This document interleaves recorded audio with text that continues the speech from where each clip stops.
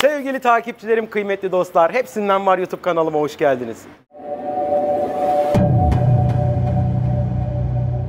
Dostlar, şimdi Antakya serimiz devam ediyor. Neredeyiz? Meşhur köfteci Sebahattin Usta'dayız. Şimdi 1980 yılından beri bu sektörün içinde Antakya'da. Ne dedik? Gastronominin başkenti Antakya'da 1980 yılından beri hizmet veriyorlar. Sebahattin amca rahmetli olmuş, yerine Mustafa abim bakıyor. Çok farklı bir şey denedim. İlk defa yiyorum hayatımda. 120 gram böyle löp et düşünün ama incecik. Onunla böyle bir dürüm yaptık.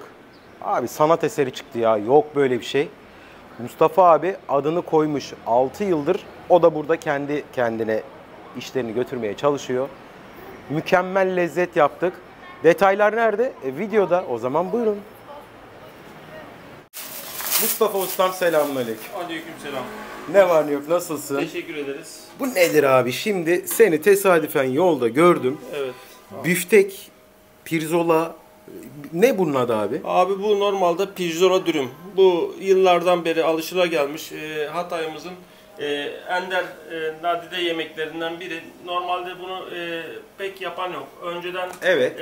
Eski çarşıda yapan bir ustamız vardı bunu. Biz de oradan esinlendik.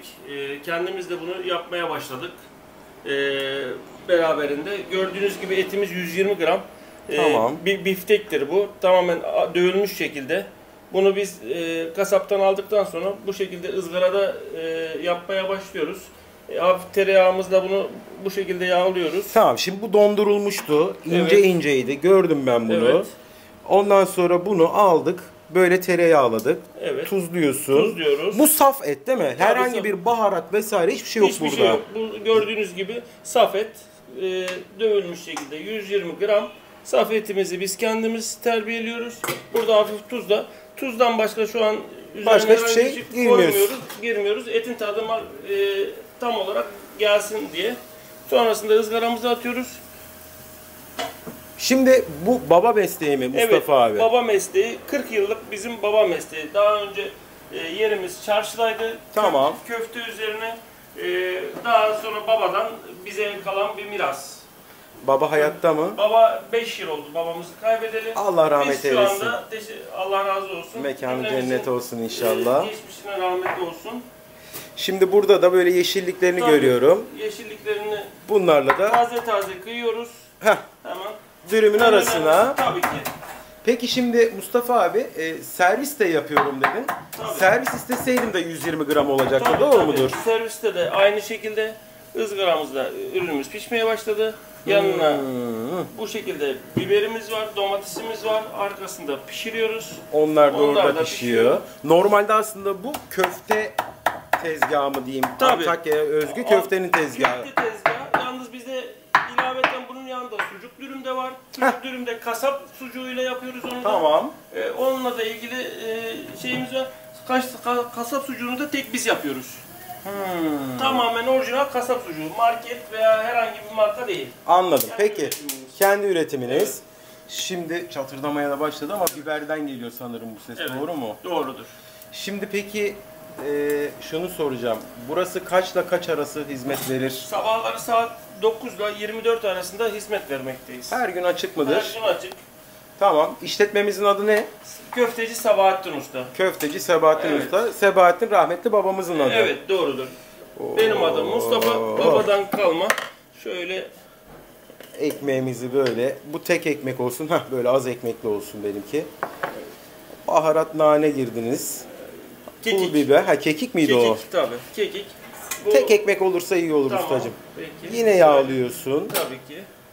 Oh, eline koluna sağlık. Telefonla falan siparişiniz Tabii, var mı? telefon siparişimiz var.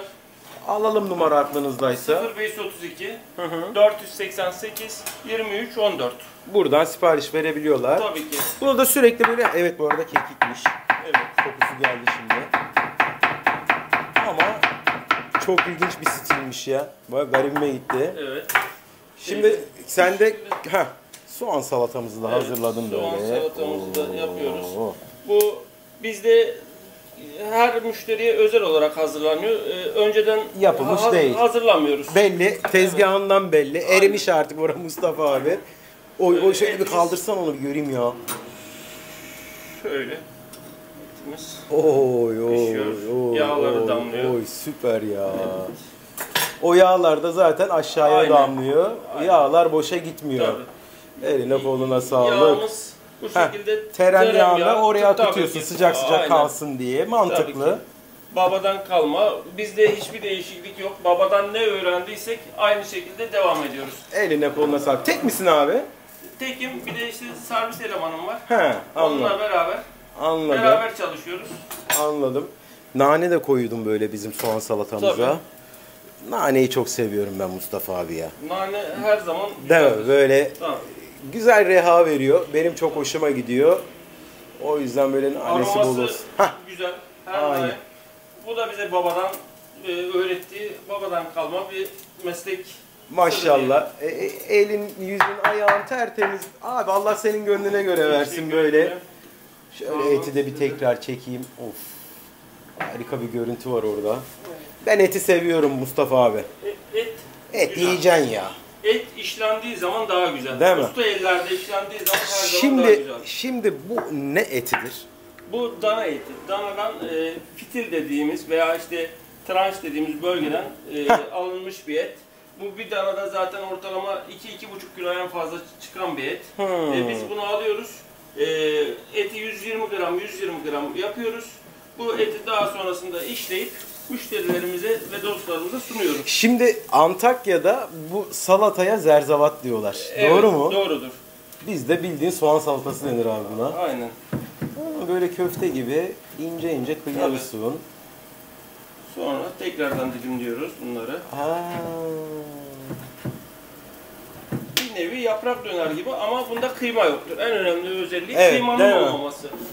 Aslında gerçekten rahmetli babanız iyi yaşatmış bunu. Siz de Evet. devralmışsınız oradan.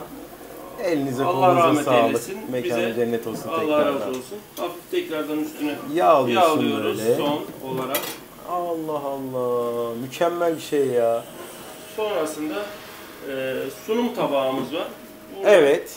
Sunum tabağında alıyoruz sunum tabağımızı. Ha böyle sunum tabağında var. Vay vay Tabii. vay vay vay vay. Şöyle Turşuyla bunları bu şekilde süslüyoruz.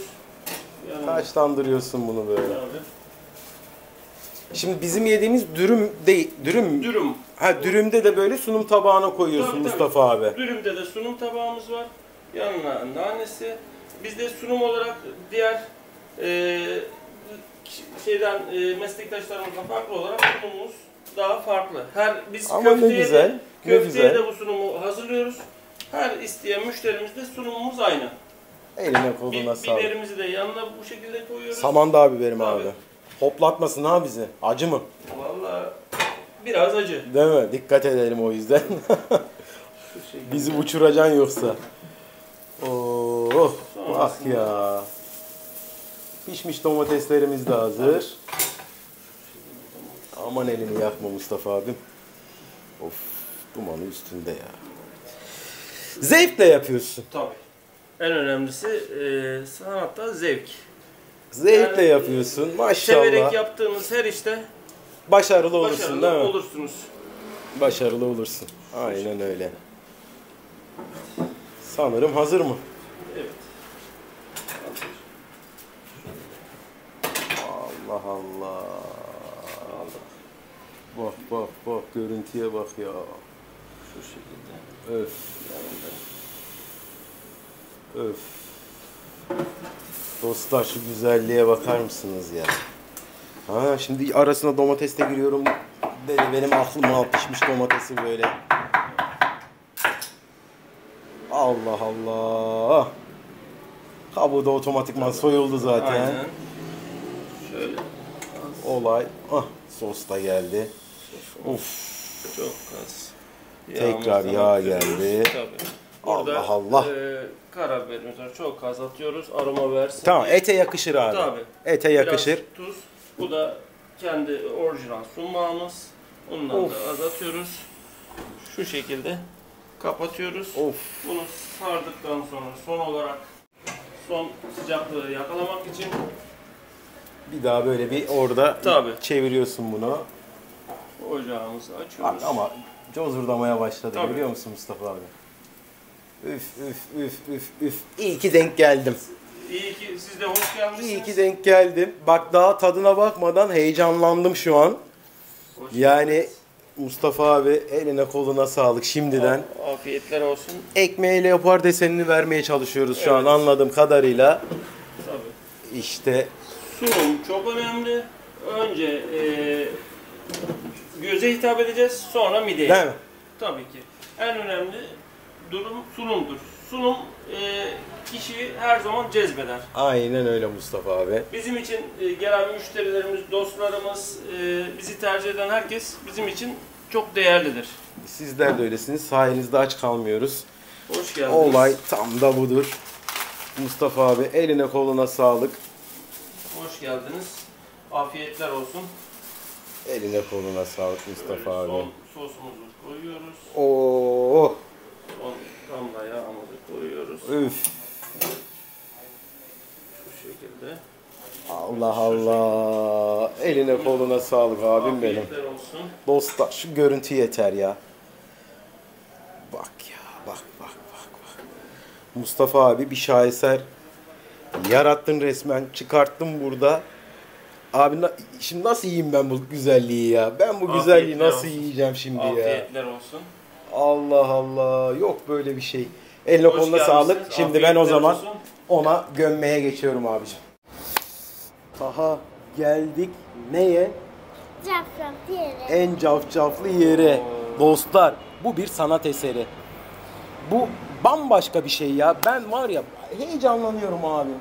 Böyle lezzetlere heyecanlanıyorum ya. Sunum 10 numara.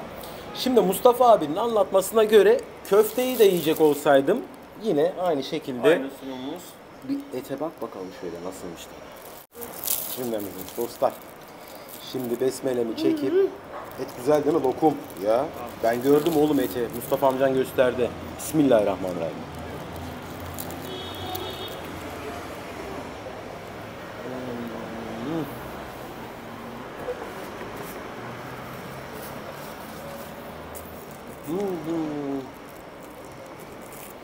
Sıcak mı? Vay, vay, vay. İki ısır. Evet, sıcak, küçük ısır.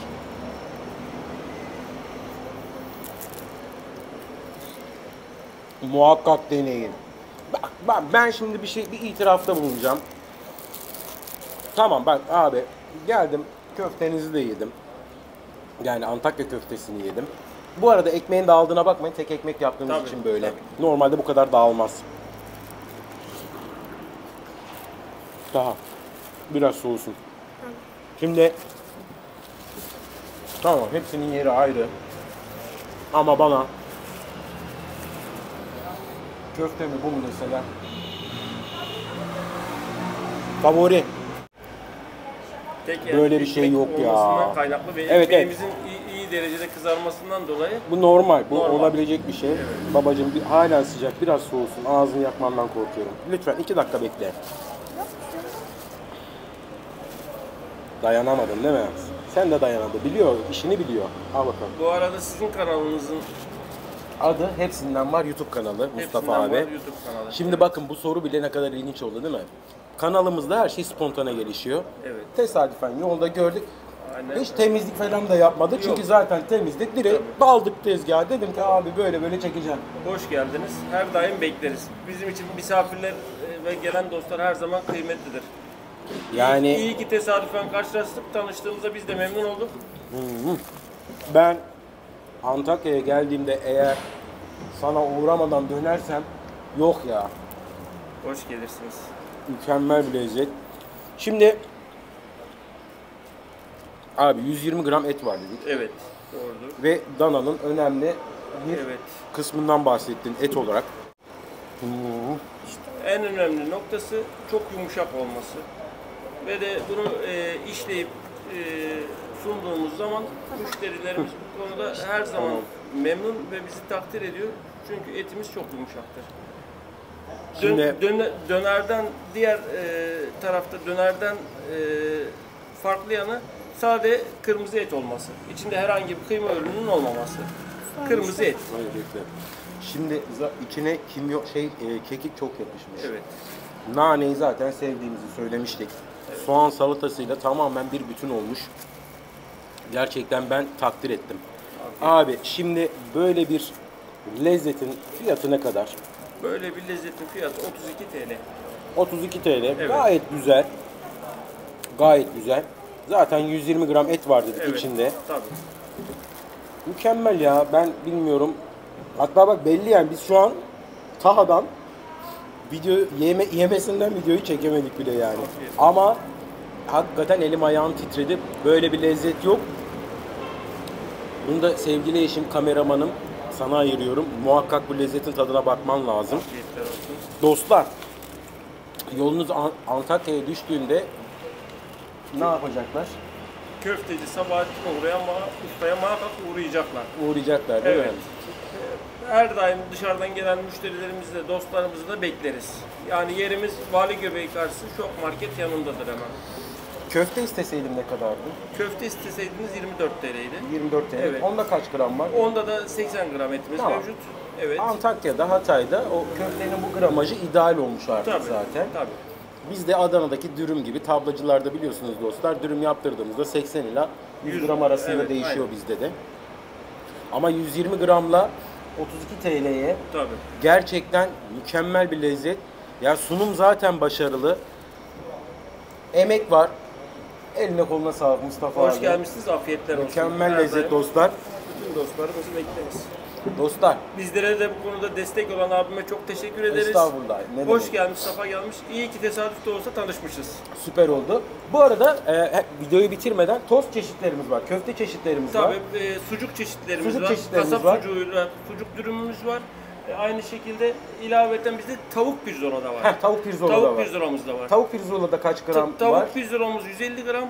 O da 30 TL. Haydi buyur. Mustafa abimin mekanına Sebahattin Usta'ya, meşhur köfteci Sebahattin Usta'ya muhakkak uğrayın. Allah'a emanet olun. Hoşça kalın. Teşekkür ederiz.